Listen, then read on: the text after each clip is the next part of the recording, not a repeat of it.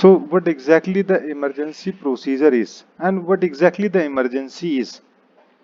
Discharge of any stored power in form of wind velocity or fire or any threatenings, earthquake, flood, tornado, कोई सी भी किसी भी type की किसी भी सडन डिस्चार्ज ऑफ एनर्जी जिसको हम लोग इमरजेंसी कहते हैं, जिसे कंट्रोल नहीं कर सकते हम।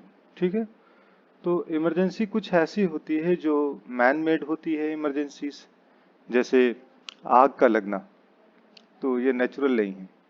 ठीक है, और कुछ ऐसी होती हैं जो नेचुरल होती हैं, for example earthquake. So earthquake natural है और फायर कॉज होना ये जो है वो मैन मेड इमरजेंसी है। तो इमरजेंसी डिफरेंट टाइप्स की इमरजेंसीज होती हैं और डिफरेंट टाइप्स की इमरजेंसी की डिफरेंट प्रिपरेशन की जाती हैं, जिसे हम लोग कहते हैं इमरजेंसी प्रोसीजर।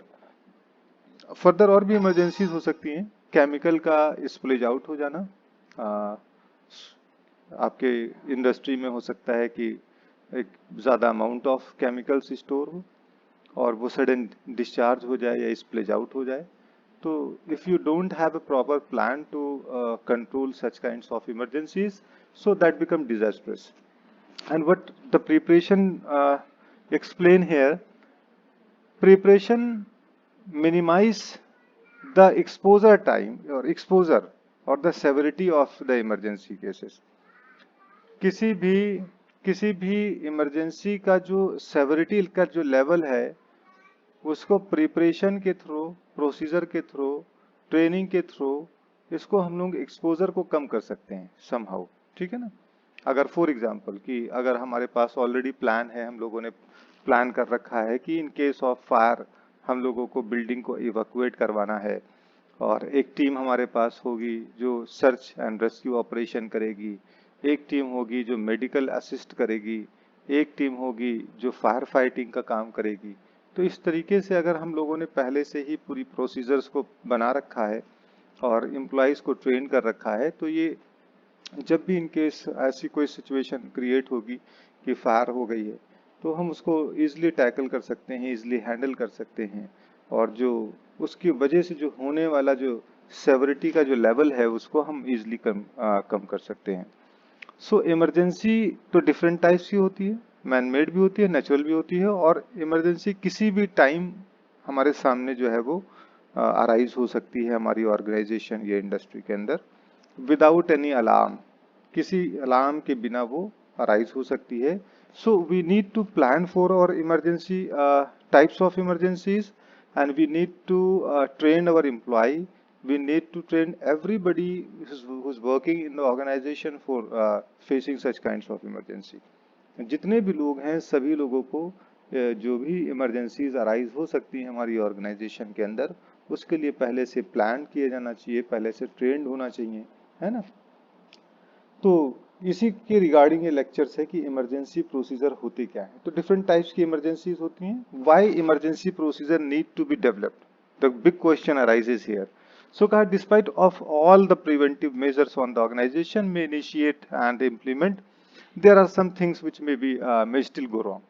सारी precautions आपने ली कि फायर कॉज ना हो, आग ना लगे ऑर्गेनाइजेशन में, but despite taking all the precautionary measures, fire arises sometimes, आग लग जाती है।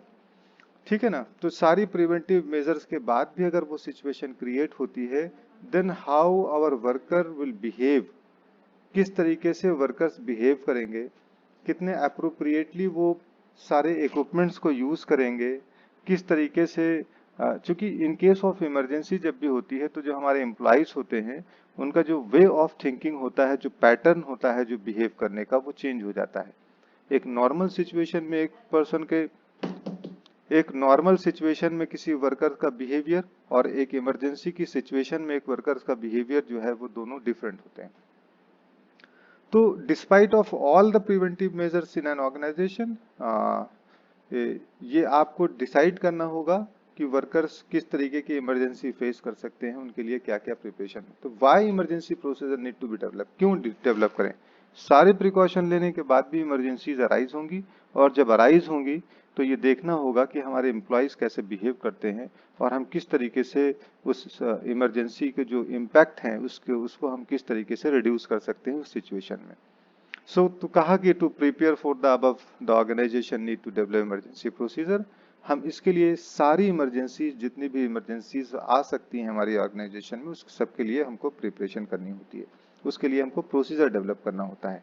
टाइप्स ऑफ इमरजेंसी के रिगार्डिंग फायर की इमरजेंसी हो सकती है, अर्थक्वेक आ सकता है, थ्रेटनिंग्स हो सकती है, केमिकल स्प्लेज हो सकता है, अगर फ्लड एरिया है तो फ्लड भी हो सकता है वहां पर, अगर स्टॉर्म एरिया है सैंड स्टॉर्म आ सकता है या अदर स्टॉर्म्स हो सकते हैं। तो sudden discharge of any thermal power, कोई थर्मल पावर आपका डिस्चार्ज हो सकता है अगर बॉयलर जैसी चीजें हैं। तो बहुत सी, अगर बॉयलर फॉर एग्जांपल यूज कर रहे हैं तो वहां पर बॉयलर एक्सप्लोजन भी हो सकता है। तो डिफरेंट टाइप्स की इमरजेंसीज आ सकती हैं और सारी की सारी इमरजेंसीज का प्रोसीजर हमारे पास पहले से डेवलप होना चाहिए। और सिर्फ डेवलप ही नहीं बल्कि वो प्रोसीजर जो है वो प्रॉपर तरीके से इम्प्लीमेंट होना चाहिए।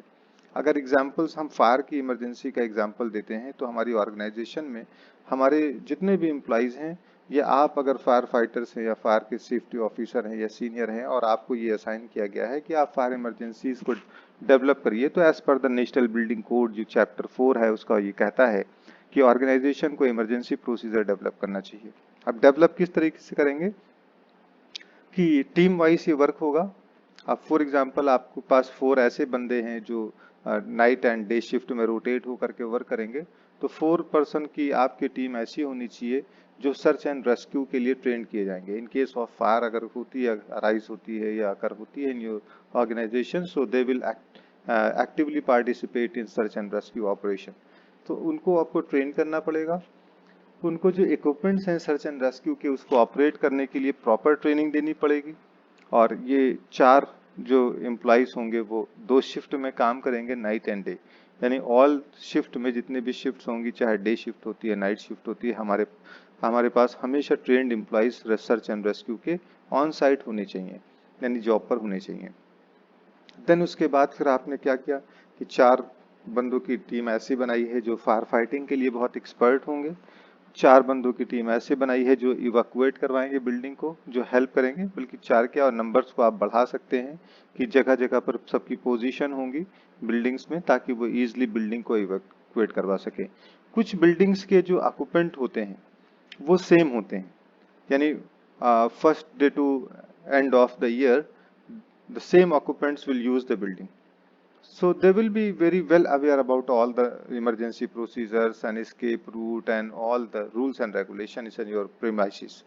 But some organizations are different. For example, एक मॉल है तो वहाँ पर एवरीडे हर एक फुटफॉल जो बंदे की होती है वो नया बंदा होता है। तो वहाँ का इमरजेंसी प्लान और एक ऑफिस के इमरजेंसी प्लान में थोड़ा सा डिफरेंसेस होंगे। वहाँ पर एक बिल्डिंग को यूज करने वाले जो लोग हैं, एम्प्लॉइज हैं, वो सेम है, वो ईयर टू ईयर सेम ही एम्प्लॉइज चल रहे काम कर रहे हैं उस प्रीमाइसिस में। वो वेल अवेयर हैं उसके रिगार्डिंग, वो ट्रेनिंग में पार्टिसिपेट करते हैं, वो इमरजेंसी इवैक्यूएशन प्लान को ड्रिल करते हैं, यानी ड्रिल प्रैक्टिसेस कराई जाती हैं उसमें पार्टिसिपेट करते हैं, तो वो एक्टिव हैं। बट एक मॉल के अंदर जहाँ पर एवरीडे एक एम्प्लॉय आ रहा है, तो वहाँ का जो इमरजेंसी प्लान बनाया जाएगा, चाहे वो अर्थक्वेक का हो, चाहे वो फायर का हो, चाहे बॉम्ब थ्रेटनिंग्स का हो, चाहे किसी और फर्दर इमरजेंसी कॉजेज होती है, फ्लड है या हाई टॉर्पिडो जैसी अगर वहाँ पर इन्वायरमेंट कुछ क्लाइमेट है, तो जिस प्रकार की जिस टाइप की इमरजेंसी है वहाँ पर अब ऑक्यूपेंट्स वहाँ पर मॉल्स के अंदर डिफरेंट हैं, तो वहाँ की इमरजेंसी प्लान में जो हेल्प करने वाले हमारे एम्प्लॉइज होंगे उनके नंबर्स ज़्यादा होने चाहिए। क्योंकि वहाँ पर बच्चे भी होंगे, वहाँ पर फीमेल भी होती हैं, यानी वल्नरेबल पर्सन भी वहाँ पर होंगे, है ना, यंग भी होंगे, ओल्ड एज के बंदे भी होंगे। तो उन सभी लोगों को सेफ तरीके से सेफली इवैक्यूएट करवाने के लिए एक बड़ी टीम की रिक्वायरमेंट होगी। तो वहाँ पर जितने भी एम्प्लॉइज हमारी ऑर्गेनाइजेशन के जो एम्प्लॉय होंगे वो सबको उसमें पार्टिसिपेट करवाना पड़ता है, फिर इन केस ऑफ इमरजेंसी वो भी पार्टिसिपेट करेंगे हेल्प के लिए। ठीक है, तो what to include in an emergency procedures with reference to HSG 268 the health and safety toolbox। हम क्या क्या चीजें इंक्लूड करेंगे जब भी इमरजेंसी प्रोसीजर की बात करेंगे, तो कुछ चीजों को हमेशा ध्यान में रखेंगे। ये पहले से सोचेंगे, we will consider what might happen and how the alarm will be raised. हाँ, क्या चीजें, क्या सिचुएशन गड़बड़ हो सकती है हमारी ऑर्गेनाइजेशन में जिसके लिए हम इमरजेंसी की प्रिपरेशन कर रहे हैं, और किस तरीके से अलार्म रेज किया जाएगा। Here alarm doesn't mean only that pressing a button. Alarm means that how you will communicate about that incident और hazardous event to the occupants of the building, है ना। अलार्म डजंट मीन ओनली, एक button का मतलब नहीं होता alarm का मतलब कि button you just only press the button and alarm will raise in your building. तो इसका मतलब नहीं कि सिर्फ अलार्म को प्रेस करना। अलार्म का मतलब होता है how you will communicate about the hazardous event to the people of the organisation. किस तरीके से आप कम्युनिकेट करेंगे, किस तरीके से लोगों को बताएंगे। तो उसके बहुत से तरीके होते हैं। पर्सनल एड्रेसिंग सिस्टम भी हो सकता है कि आप कहीं पर जा करके और बोलेंगे तो सारी बिल्डिंग्स में उस चीज़ को, जैसे मॉल्स में आपने देखा होगा, शॉपिंग मॉल्स में, कि वहाँ पर अलार्मिंग सिस्टम लगाया जाता है। तो वहां पर इस तरीके से कम्युनिकेट होता है। बहुत सी जगह पर देखें कि बिल्डिंग के अंदर रेड कलर की मैनुअल कॉल पॉइंट लगा होता है, एमसीपी होती है, उसमें ग्लास लगा होता है शीशे का, उसको ब्रेक कर देंगे अलार्म रेज हो जाएगा। तो या फिर और भी बहुत से मेथड्स होते हैं कि आप जा करके बताएंगे तो वो हैंड ऑपरेटेड हूटर बजाया जा सकता है, या और भी कोई सायरन का सिस्टम हो सकता है। तो consider what might happen in your premises and how you will alarm about the hazards. Don't forget night and shift working, है ना। वीकेंड्स एंड टाइम्स, जो टाइम्स होते हैं, बहुत से ऐसा होता है कुछ टाइम पे आपकी जो प्रीमाइसेस होती है तो वो क्लोज्ड होती है, प्रीमाइसेस क्लोज होती है बहुत से, जैसे वीकेंड ऑफ होता है, अब उसमें प्लांट आपका क्लोज है। उसको ध्यान में रखेंगे कि ऐसे सिचुएशन में जब कोई नहीं, अगर वहां पर कोई हजार्डस इवेंट होता है, कोई इमरजेंसी क्रिएट होती है या अराइज होती है, then how you will tackle that, उसको भी हमेशा ध्यान में रखेंगे जब भी हम इमरजेंसी प्लान बनाएंगे। आप केमिकल लीकेज की फॉर एग्जांपल बना रहे हैं या फायर की जो इमरजेंसी प्रोसीजर बना रहे हैं, लिख रहे हैं, तो उसमें इन चीजों का ध्यान रखेंगे। फिर प्लान व्हाट टू डू, क्या करना है उस इमरजेंसी के रिगार्डिंग जो अराइज हुई है, and including how to call the emergency services. ये आपको मेंशन करना, इसको चार्ट में हम लोग बनाते हैं कि ऑर्गेनाइजेशन में कि जितने भी क्या करना होगा इन केस ऑफ, अगर इमरजेंसी, अगर कोई इमरजेंसी क्रिएट होती है तो आप किसको कॉल करेंगे, उसके नंबर्स लिखे होते हैं, नाम होता है, किसको इन्फॉर्म करेंगे। तो plan what to do including how to call the emergency services. आप अपने सीनियर को, अपनी टीम को कैसे बताएंगे, और सीनियर या आपकी टीम जो कंसर्न अथॉरिटीज हैं उनसे कैसे कम्युनिकेट करेंगी। फॉर एग्जाम्पल अगर आप फायर की बात कर रहे हैं तो आप बताएंगे अपनी ऑर्गेनाइजेशन में, और ऑर्गेनाइजेशन आगे उसको फॉरवर्ड करेगी मैसेज को कि किस टाइप की इमरजेंसी है, उसके कंसर्न अथॉरिटी को वो कम्युनिकेट करेगी। एंड हेल्प देम क्लियरली, है ना, उनको हेल्प करना बहुत नीडफुल होता है कि जिस भी आप फॉर एग्जांपल फायर डिपार्टमेंट को कॉल कर रहे हैं तो help them by clearly marking your premises from the road. आप उनको क्लियरली बताइए कि किस जगह पर आपकी ऑर्गेनाइजेशन है, वो रोड से कितनी दूरी पर है, वो रोड पर व्हीकल्स आ सकती है कि नहीं आ सकती है। तो consider drawings up a simple plan showing the location of the hazardous item. हमेशा एक ड्राइंग्स की तरह एक हजार्डस लोकेशन के आइटम्स को शो करेंगे। ऐसा ना हो कि वो इमरजेंसी सर्विसेज आए और फिर लोकेशन आपका देखे तो वहां तक कि वो पहुंच भी नहीं सकता है। तो उसको क्लियरली मार्क करना पड़ता है कि क्या सिचुएशन है और किस टाइप की इमरजेंसीज क्रिएट हुई है। फॉर एग्जांपल फायर है तो फायर के बारे में अगर एम्प्लॉइज जानता है जो कम्युनिकेट कर रहा है तो फायर डिपार्टमेंट को प्रॉपर तरीके से कम्युनिकेट करेगा कि किस चीज की फायर है या किस क्लास की फायर है, ए क्लास है, बी क्लास है, सी क्लास है, डी क्लास है, किस तरीके की। अगर ABCD कोई नहीं जानता है तो ये तो बता सकता है ना कि तेल की आग है या गैस की LPG की आग है, तो उस तरीके से वो प्रिपरेशन करते हैं। या अल्कोहल की आग है, as you know very well, you have attended the fire lecture also, that fire, for alcohol fire we requires special types of foam to extinguish that fire. So इस वजह से it is important to clearly mark up that what's going wrong, क्या गलत हो रहा है जिसके regarding you are asking for the help through the emergency services. So if you have, for example, 20 tons or more of the dangerous substances, you must notify the fire and rescue services and put up warning sign. अगर किसी building के अंदर, organisation premises के अंदर अगर कोई services I हैं help करने के लिए, तो आपको ये इन्फॉर्म करना पड़ेगा, बताना पड़ेगा कि क्या चीजें हैं और कितनी हैं अंदर। उसके अकॉर्डिंग वो डिसाइड करेंगे कि क्या स्टेप्स उनको लेने हैं। फिर decide where to go to reach a place of safety और टू गेट रेस्क्यू इक्विपमेंट्स। आपको बताना पड़ेगा, डिसाइड करना पड़ेगा, इस प्लान में आप उसको एड ऑन करेंगे कि किस जगह पर सेफ वर्क प्लेस क्या है, जिसे हम असेंबली पॉइंट कहते हैं, सेफ वर्क प्लेस कहाँ पर है और रेस्क्यू इक्विपमेंट्स कहाँ पर रखे हुए हैं। तो ये सारी की सारी जो suitable form of emergency lighting को प्रोवाइड करना है, ये सारी चीजें हमारे इमरजेंसी प्लान के अंदर इंक्लूड होंगी, है ना। ये चीज हमारे इमरजेंसी प्लान के अंदर प्रॉपर तरीके से इंक्लूड होनी चाहिए। ये इसमें इमरजेंसी प्लान में पता होना चाहिए ना कि इक्विपमेंट्स कहाँ कहाँ पर रखे हुए हैं। फिर you must make sure there are enough emergency exit for everyone to escape quickly.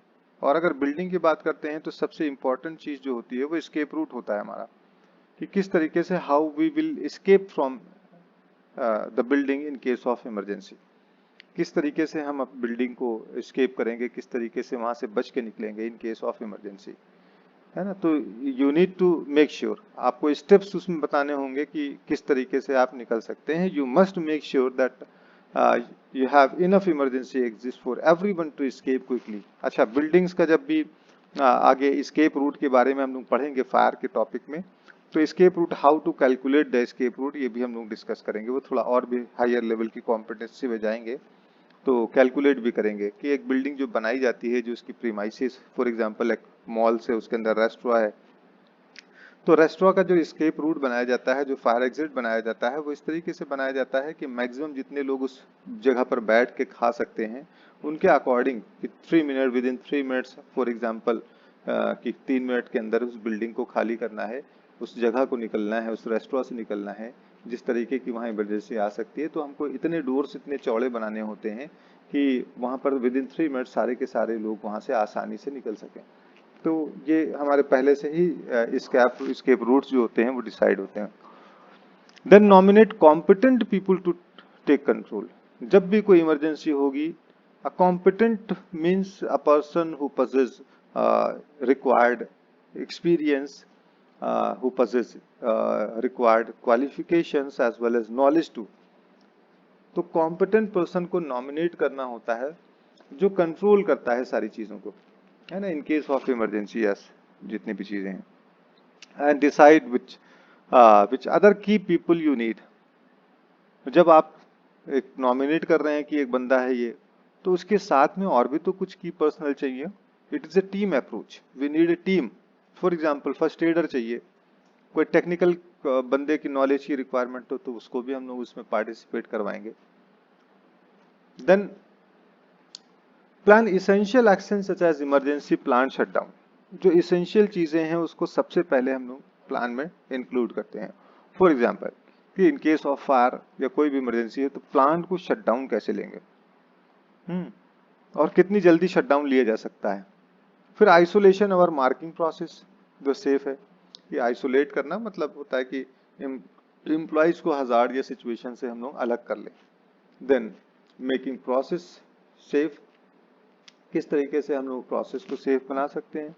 And clearly identify important items like stuff of wall कहाँ पर है, इलेक्ट्रिकल आइसोलेटर कहाँ पर है, किस तरीके से जब इमरजेंसी होगी तो वो क्लियरली मार्क होना चाहिए कि वहां पर जाके बटन को शट डाउन करना है या वॉल को क्लोज करना है। तो you must train everyone in emergency procedure. जैसा कि पहले डिस्कस किया था कि ऑर्गेनाइजेशन की हर एक एम्प्लॉय को ट्रेन करना पड़ेगा। Don't forget the need of people with disabilities and vulnerable worker. उनको हमेशा ध्यान में रखेंगे कि कुछ ऐसे एम्प्लॉइज या ऐसे बंदे भी बिल्डिंग में हो सकते हैं जो अकेले अपनी हेल्प नहीं कर सकते हैं। फॉर एग्जाम्पल कि किसी हॉस्पिटल का आप इमरजेंसी प्लान बना रहे हैं और वो हॉस्पिटल जो है वो ऑर्थो का है, हड्डियों का है, तो मोस्टली उसमें टूटे फूटे ही आदमी होंगे। तो उसमें जो numbers of the people to help and evacuation का जो होगा उसमें ज्यादा रखा जाएगा, क्योंकि उसमें ध्यान रखा जाएगा ना कि वो नीडलेस, यानी कि जो नीडी पर्सन है जो कि बिना हेल्प के वो अपनी हेल्प नहीं कर सकते हैं और वो सेल्फ अपने आप को रेस्क्यू नहीं करा सकते हैं। तो उनको नीड होगा कि उनके लिए रिक्वायरमेंट होगा तो दूसरों की हेल्प के थ्रू ही बाहर इवैक्यूएट करेंगे। तो कहा, इसीलिए कहा कि don't forget the need of the people with disabilities. जिनके अंदर डिसेबिलिटीज है उनको ध्यान में रखेंगे हमेशा। वल्नरेबल वर्कर्स को ध्यान में रखेंगे। And work should not resume after an emergency if a serious danger remains, जब तक कि कंसर्न अथॉरिटी उसको सर्टिफाइड ना कर दे कि हाँ ये this work place is safe to work, now you can resume your work. So जब तक कि वो आपको इंश्योर ना करे, then you can not resume the work at your work place. तो जब तक कि आप उसको रिज्यूम नहीं कर सकते। Then again why people need a training in emergency procedure, उनको ट्रेनिंग की क्या रिक्वायरमेंट है, as we have already discussed about it. The training improve our skills, how to handle equipments, how to do a job in a process, stepwise process. This is what we call the training. Training improve our skills, and education increase our knowledge about the things. So training and education and training both are required, both are important. अगर you have most of the organization, आप किसी भी organisation में जाइए तो वो क्या करते हैं, क्रोर्स नंबर्स ऑफ रुपीस को एक्सपेंड करते हैं और सेटअप लगाते हैं पूरे फायर फाइटिंग सिस्टम को। उसमें टेरिस पंप लगाया जाता है, टॉप पे हाइड्रेंट पंप लगाया जाता है, देन हाइड्रेंट सिस्टम के पाइप इंस्टॉल होते हैं, होज रील लगाई जाती है, डिलीवरी होज रखे जाते हैं, तो स्प्रिंकलर सिस्टम है, फायर एक्सटिंग्विशर्स है, ये डिफरेंट इक्विपमेंट्स को इंस्टॉल किया जाता है। इस पे कई करोड़ एक्सपेंड करते हैं। बट जो उसको ऑपरेट करने की स्किल्स चाहिए किसी एम्प्लॉय के अंदर, वो ऑपरेट करने की स्किल्स उसके अंदर नहीं होती है। रीजन ये होता है कि लैक ऑफ ट्रेनिंग, उस बंदे के अंदर लैक ऑफ ट्रेनिंग होती है। जो वहां पर लोग होते हैं उनको ट्रेनिंग प्रोवाइड ही नहीं की जाती है, एजुकेशन प्रोवाइड ही नहीं किया जाता है। सो कहा once the procedure are made, equipment procured and staff nominated, training need to be provided. अब क्या है, जब एक बार आपने प्रोसीजर बना लिया, आपने इक्विपमेंट्स मंगवा लिए, अरेंज कर लिए, स्टाफ को भी नॉमिनेट कर दिया कि कौन बंदा क्या चीज हैंडल करेगा या किसकी रिस्पॉन्सिबिलिटी क्या क्या करने की है, then next important step is to go through is training, arrange a training program for everybody. तो उनके लिए ट्रेनिंग का अरेंजमेंट करना। And emergency training is given to all the employees, जितने भी एम्प्लॉइज होंगे सबको इमरजेंसी जो ट्रेनिंग्स होगी इमरजेंसी की, उसको सबको प्रोवाइड करना पड़ेगा। अच्छा, ऐसा क्यों है? Because we need quick and effective actions. जितने भी जब भी कभी सिचुएशन आए तो हमको क्या चाहिए कि हमको बहुत जल्दी से एक्शन चाहिए हर एक एम्प्लॉय का, कि इवैक्यूएट करना है, बिल्डिंग को खाली करना है तो जल्दी से इवैक्यूएट करे। अगर एक्शन लेना है फायर फाइटिंग का तो वो तुरंत क्विकली ले। तो क्विक एंड इफेक्टिव एक्शन तभी पॉसिबल है जो, अच्छा ये क्विक एंड इफेक्टिव चाहिए क्यों?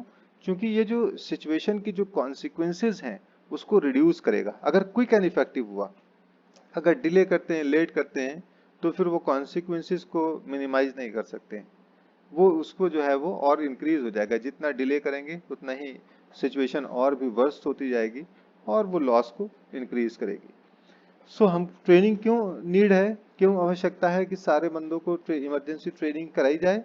Because quick and effective actions में help to ease the situation and reduce the consequences. Quick and effective action की नीड होगी, है ना, जो कि एक्शन कॉन्सिक्वेंसेस को रिड्यूस कर देंगे, तो वो ट्रेंड होंगे तो वो जल्दी एक्शन ले लगे।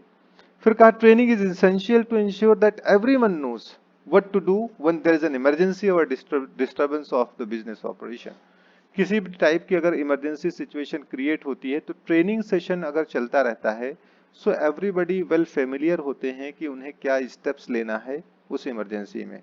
आप फॉर एग्जांपल्स अगर ट्रेन कर रखा है कि ये सायरन सुनने पे या अलार्म सुनने पे आपको बहुत ही ईजिली तरीके से बिना पैनिक हुए आपको उस बिल्डिंग को खाली करना है। जब खाली करना है तो अपने रूम के डोर्स को शट कर देना है और आराम से बिना पैनिक पे आपको निकल करके और फायर जो नियरर क्लोज फायर एग्जिट होगा उस फायर एग्जिट को यूज करके बिल्डिंग को खाली करके और असेंबली पॉइंट जो जगह बताई गई है वहां पर इकट्ठा होना है। Do not use lift in case of emergency. Do not leave your window and doors open.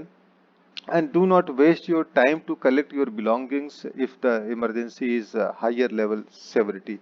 अगर इमरजेंसी कुछ ऐसी है, फायर की है या कोई भी अदर इमरजेंसीज है जो कि बहुत हायर लेवल की सेवरिटी कॉज करेगी, तो उसके अंदर बिलोंगिंग्स जैसी चीजों को कलेक्ट करने के लिए आपको वेट नहीं करना है। And do not help others until you feel that you are safe to do so. अगर जब तक कि लोगों की हेल्प नहीं करेंगे, आप करने के लिए नहीं जाएंगे जब तक कि आप ये श्योर नहीं हो कि आप जो है खुद भी सेफ हैं। Otherwise it is your priority to help yourself first of all, then you may.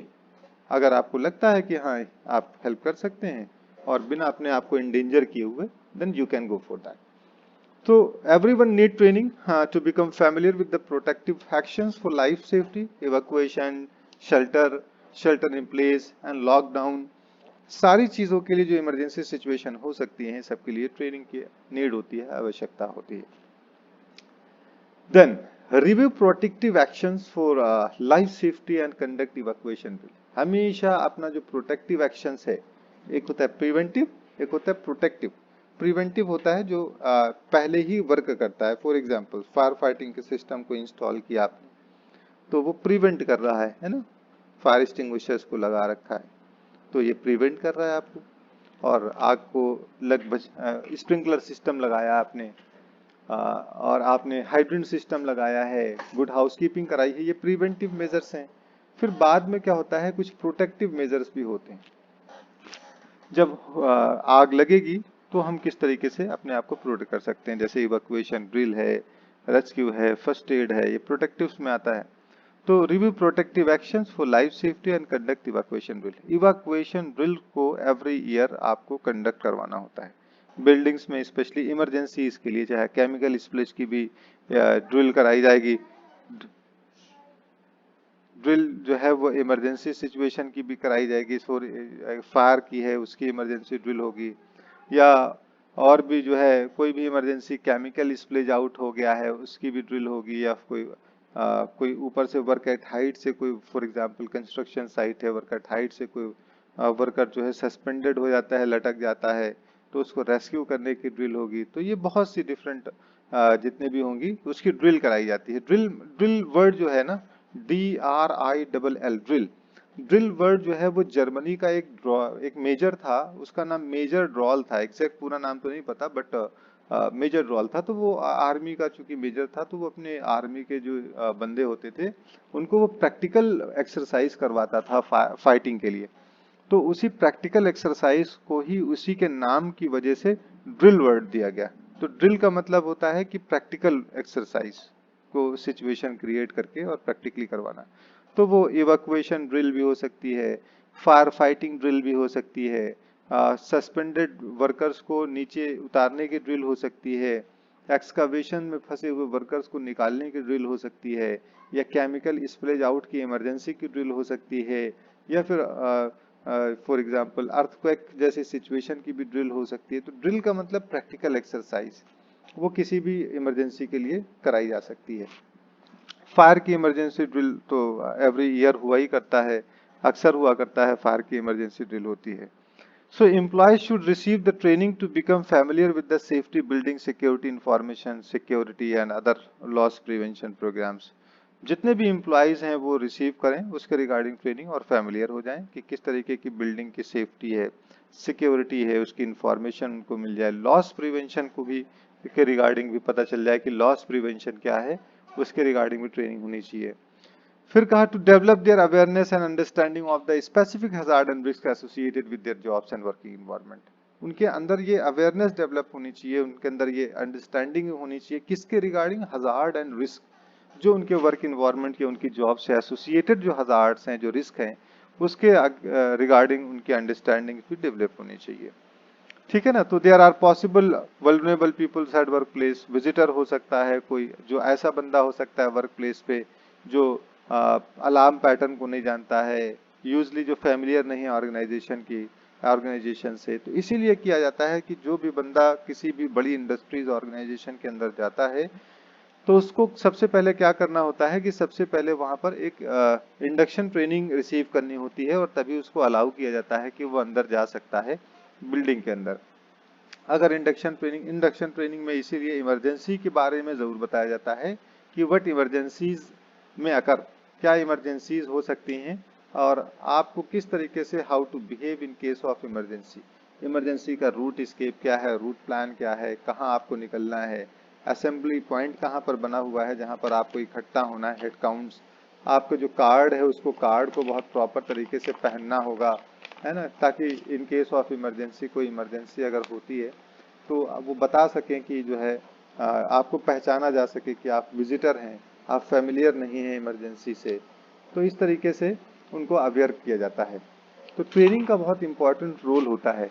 And apart from satisfying the legal obligations, several benefits will accrue to the employer by provision of the sound information and training of employees।